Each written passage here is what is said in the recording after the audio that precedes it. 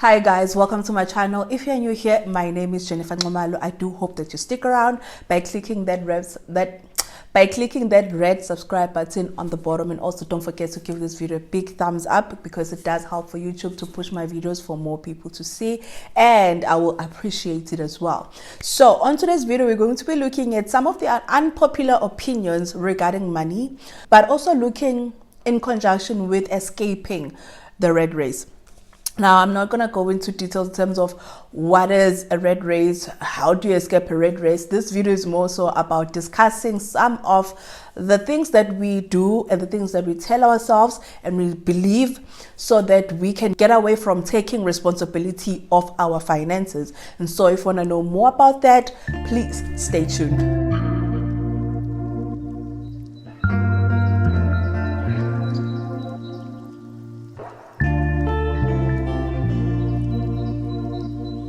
Okay fam, so let us get into it. I have about how many points here? 1, 2, 3, 4, 5, 6. 6 of my opinions, which are also can be challenged. By the way, you can challenge them. You can leave a comment down on the section below if there's a certain point or a certain opinion of mine that you don't agree with, that you would like to challenge. We can talk about it, so long as we keep it respectful. Respect one another and respect other people also on the comment section, even though we really don't have that in this channel, and I never want to have that in this channel. The first point is there's this belief that the schooling system is supposed to teach us about money, that the schooling system is failing to prepare us for the real world, especially in how to manage our money. I used to believe that this is true. I used to believe the same thing, that the schooling system is supposed to be doing this. But at this point, now that I've actually learned so much by myself and I've actually introspected how the schooling system works and the type of education that you need when it comes to finances, I don't believe that the schooling system is the right place to learn about money. And actually, if you want to learn about money, if you're trying to force the schooling system to teach you about money, they're just not going to do the job. They're not going to do what you really need. And also, another thing that actually got me to this point is that if we've realized, just go back to when you're in varsity or college, go back to those times, or if you are currently, go back to now. Think about it. When you are in varsity, most of the time, you learn the type of education, the way that the education system is structured is that you learn, you go and write, so that you prove that what you learn, you actually know, or basically you actually can remember. And so what many of us we do is we cram and then we go write. We attend classes so that it is seen that we are attending classes. However, when it's time for writing, we go and cram and we go write. That is how the schooling system is work in terms of assessment. And so now take personal financial education and try to put it in that system. Do you really think that you would have valued it? Do you really think that you would have learned much from it? I don't think so. If I had studied personal finance in school, or they had taught me about these things, I wouldn't have valued it. Firstly, because in varsity I was all about cramming and regurgitating so that I can pass. So I would have done the same thing, regurgitate so that I can pass. Secondly, I had no income.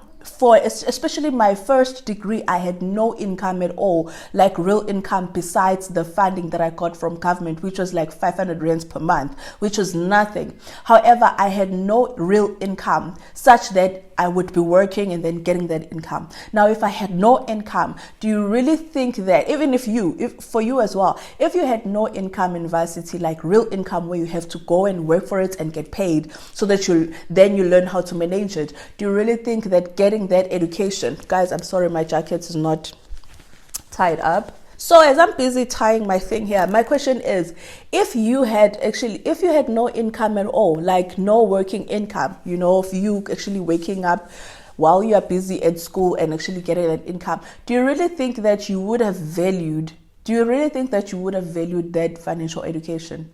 Chances are you wouldn't have, because it wouldn't have applied to you. And so my opinion is, the schooling system is not designed to give us financial education. And even if it tried to do that, us as a student will not value it because we are not at that stage in our lives.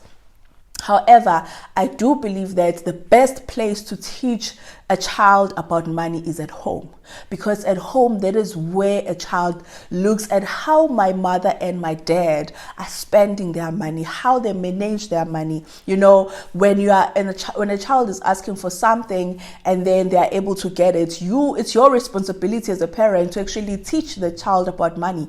It's not a responsibility of a school to teach you about money. However, the disadvantage here then comes in the fact that many parents don't have financial education themselves, and so how can they then pass on something that they don't have to their kids, which then comes to us now that we are adults. It is our responsibility that with the kids that we are going to have, with the kids that we have, the children that we have, and the ones that we're still going to have, that we teach them about finances, which means that, oh my God, this is so long, which means that you should actually start learning about financial education, learning how to manage your finances so that you can pass that on to your children. That is how the rich keep getting richer, and that is how they're able to pass the education to their kids. They don't expect the schooling system to do that because they know that place is not where it is designed to do that. The schooling system is designed to generate working employees, to generate labor, people who will go to work, to wake up and go to work. And it feeds into all the systems that are created. Some of them, they keep us entrapped, like the financial systems. However, if you want to do better by your child, if you want to do better as a parent and actually make sure that you set up your child for success, you teach your child about finances. So I'll give you an example. Let's say, for instance, there was this video that movie I watched a while ago, Madia ne. So in this part of the movie, this child was asking for money, and she said, you are not going to get this money without working for it. But if you want it, you have to work for it. That means that you have to do the chores around this house. You have to clean, you have to sweep, you have to wash the dishes, wash your laundry. Once you have done all of that, I will evaluate how much that labor was worth, and then I'll give you the money. So I'll just give you an example: 5 rands. After you've done everything, or 10 rands. After you've done everything, I'll give you 10 rands. And then what she then did is, on the time where the child had done everything, now she had come to say, okay, I'm ready to get paid. She said, okay, wait. The first thing that we're going to do before I give you this pay is we are going to deduct what is due to me. Because if you go to the real working environment, what will happen is the taxman is going to take their own portion. You have to pay for other responsibilities such as the levy and rent. So since you're staying under my roof, what I'll do is I'll take away the rent portion. I'm also going to take away the tax portion, because these are the things that you have to be prepared for when you grow up. And so from this 10 rands, let's say, for instance, I'm making an example because it was in dollars. From this 10 rands, I'm going to deduct around 4 rands, and then which means that you are going to get paid 6 rands. Now that is your income after deductions. That is financial education. It doesn't have to be this, serious thing, which is why I feel like in the university environment, it wouldn't have benefited anyone. It wouldn't benefit anyone because they would want to formalize it. It doesn't have to be formal. It doesn't have to be stressful and confusing. Simple. So that on its own has introduced an idea to your child that in order to earn money, you have to work for it. Doesn't matter whether you are an entrepreneur, you are hustling, or you are actually doing the labor for it, whereby you have a 9-to-5 job, but they know that in order for them to have income, they have to work for it. Now that you have income, there are also responsibilities that come with you earning income, such as the taxman paying for your rent, for the rent for the roof of where you are staying. That is basic financial education. Then you can take it further as a parent to say, okay, from the 6 rents that you have, I want you to draw up a budget and tell me how you're going to use it. What are the things that you're going to use it on? And then I want you to track how you spend it. That is financial education, personal financial education. So you can then build it up as a parent. Now, I'm a parent as well, and even though my child really, right now, she really doesn't understand anything about money, but I am giving myself a responsibility that as she is growing up, I'm going to introduce these things. I don't have to bombard her with everything at once, but every time, whenever there's a case in point regarding money, that is the time that I'm going to use as an opportunity to teach her about money. So my unpopular opinion is that the education system is not designed to teach us about personal finance, and it was never, and it will, even if they try to do it, they will still fail, majority of us, because many of us, when we are there, we don't really care about anything else but passing. The second unpopular opinion is that ukuthanda izinto is the reason why many of us are in debt. So what that means is us being obsessed about material things and things in general is the reason why many of us are so much in debt, like we are struggling with debt. Now, I know that this is a general opinion, but the thing is, I know that as people, we like things, and now it's even worse because we are highly influenced such that the majority of our decisions is not mainly from us, but what we have seen and the things that we also would like to have and like to do. And so some of us will go to an extent whereby we incur debt in order to have that. I'll give you an example. There's a huge rise now of people having smack kettles and smack toaster. Like, what is the deal, guys? It's just a toaster and a kettle. It needs to boil water and it needs to make toast. That is all it does. Unless you're trying to tell me that this kettle is going to boil water and literally pour it into a cup and make me the tea and bring it to me, then it makes sense for me to spend that much money. Even with the toast, it's going to make this toast that is nice. It's not going to burn it.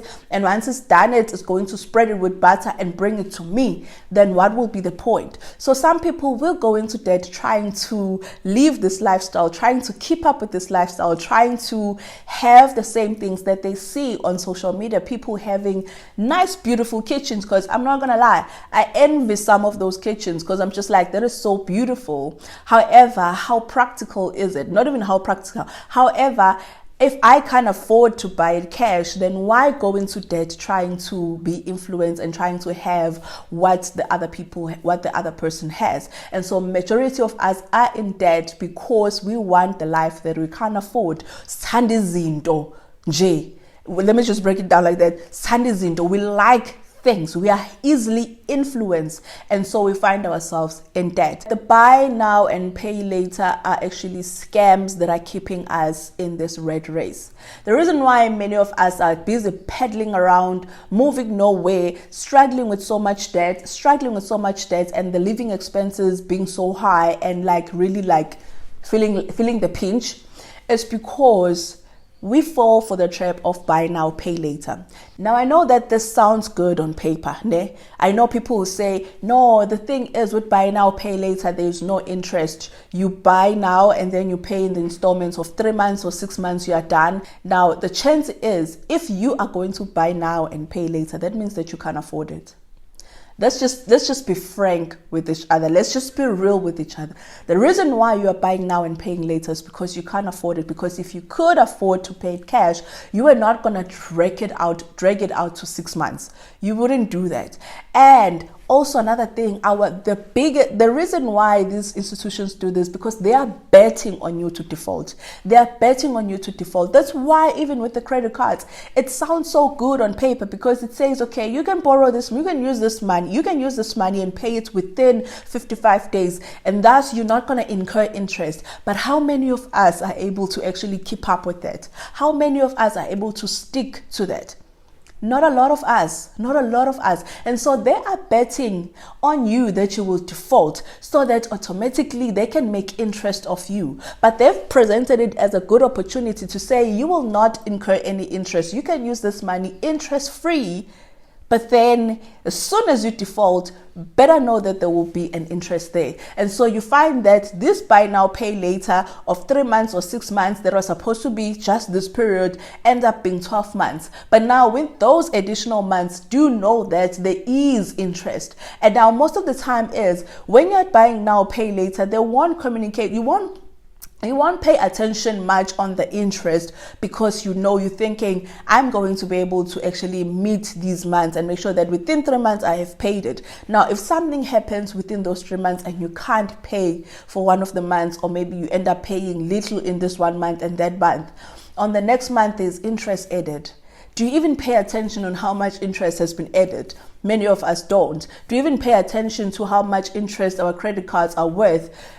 We don't, because in the when we take out those credit cards, when we buy these things on buy now, pay later, in our minds, we are honestly convincing ourselves that we are going to pay for these things within 3 months or 6 months and be done with it without incurring any interest. But this is life. This is life. Anything and everything can happen while you are busy convincing yourself that you are not going to default. And so just be mindful of that. The reason why many of us are stuck in this red race is because we fall for the traps such as buy now, pay later. And as I said, for some people, this may not apply, but for the majority of people, especially my fellow South Africans, many of us will default in such things. Because as I said, if you can't afford to buy it cash, then you honestly can't afford it. You can't afford it. Having a side hustle may not actually help you to get out of the red race. I know there's this talk that, if you want to do better with your finances, sometimes one income is not enough. And the truth is, one income is not enough. But then having to ask someone who has a full-time job to then have multiple side hustles in order for them to be able to afford their lifestyle, keep up with their lifestyle, and more so meet their month-to-month obligations and eventually escape the red race, you are asking too much of that person. You are honestly asking too much of that person, because you are saying from these 8 hours that you are working, then the additional hours that you are not working, where you're supposed to be a mother, you're supposed to be a wife, you're supposed to be present, but now you have to be running these side hustles and be able to generate money from it, good money that will allow you to substitute, to add on your income and also be able to escape the red race. You are asking too much. Now, I'm saying this from a person that has had multiple side hustles. And one thing I always tell people is that if you're going to start a side hustle because you think that you are going to make money, that money is going to allow you to pay off some debts, allow you to substitute some of your income, or allow you to actually escape the red race, don't lie to yourself, because it's not as simple as ABC. If it was simple as ABC, many of us will be having these multiple side hustles and actually generating money, and we wouldn't be feeling this pinch in this financial economy. We wouldn't be, because it would be practical, it would be simple, but it's not. I've had 2 businesses. Well, I've had 3 businesses. All of them I've had to shut down because none of them generated income for me that was useful. The only side hustle that I had that generated money for me was the one where I was doing people's hair. It made money for me because I didn't have to have startup cost in order to do it. I didn't have any operational cost in order for me to continue doing it. And so all the money that I was making was literally coming to me. But if you are going to start a side hustle where you have to buy the material, you have to assemble things, you have to build something or put something together, you have to buy packaging and all that stuff and then sell to people, chances are 2 years of that business, you're not going to be making any profit. Majority of your money is going to be going towards actually getting more resources so that you can keep going. And so if we are going to ask people to have multiple side hustles and side hustles similar to this, we are asking too much of people. And that is why people are going to get frustrated thinking that this thing works. Not everyone is meant to be an entrepreneur, and hustling doesn't really equal to returns immediately, depending on your type of hustling. As I said, if your type of hustling does not include any operational cost, then you will be able to see an income. But if it's not, you will not for at least 2 years. Running a business is just not easy. And so don't think that starting multiple side hustles is going to be an answer to your financial problems. But what I would suggest to you is start managing the income that you have now, so that when you start having income from your side hustle, you make good use of it. But then to not know how to manage the money that you have now, such as you don't budget, you don't set time to plan for the income and make sure that you spend it wisely, when you get that side hustle income, it will be useless because you're going to spend it recklessly and you're not going to channel it directly to the things that are going to benefit you. And so you're going to get this money, you're not going to channel it towards paying debt, you're going to channel it towards leisure. And then what is the point of you having that if you're not going to deal with the issues that you have currently with your finances? So my opinion is that deal with your finances now. Your official finances, your 9 to 5 finances, deal with them. And then when you get income from your side hustles, then you'll be able to channel it properly. Otherwise, if you think that you are going to start as many side hustles so that you can deal with your finances, chances are it's not going to help you. But that's my opinion. Do let me know in the comment section how you feel about any of the opinions that I've spoken about. Stop wanting quick money. And this is the reason why many of us get scammed. And there is a reason why many of us never escape the rat race, because we want quick money. I don't know how many of these things have been introduced, especially back in my hometown, And I know this from my mother because she will tell me about these things. Even my sister, my older sister, she will tell me about these things. And I'm just like, this sounds like quick money. And as people, especially when we're struggling with our finances, we're living in the rat race, we want this quick money because we think that is a solution to our problems. And many of us fall into the scams and we lose money through it because we fall for the trap of making money quickly. And that's not the case. Even with investing, you can't make money quickly. You can't make returns quickly unless you are really good at timing the markets, which is also gambling basically. And so many of us are living in this red race, and we're stuck in this red race because we've fallen for so many scams, financial scams of making money quickly. There's no get rich quick here. Even the rich people, they had to actually work years and years to make sure that they build their wealth. Now, how do you think that you all of a sudden you're just going to be wealthy and rich? Even the people that win lotto, many of them back at home who have won lottos, 2 years down the line, 3 years down the line, they don't have the money, or you don't see what they've done with it because they never really knew how to make money work for them. They only thought about making money, but then there's also a part of making money work for you and keeping what you have.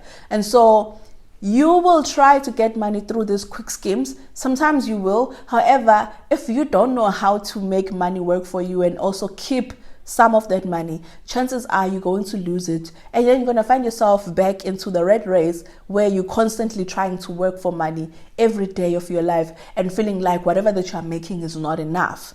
So stop falling for the get rich quick scheme and the quick money, because majority of the time they don't work, they're just scams. But that's just my opinion. Do tell me on the comment section, how do you feel about that? What are your thoughts?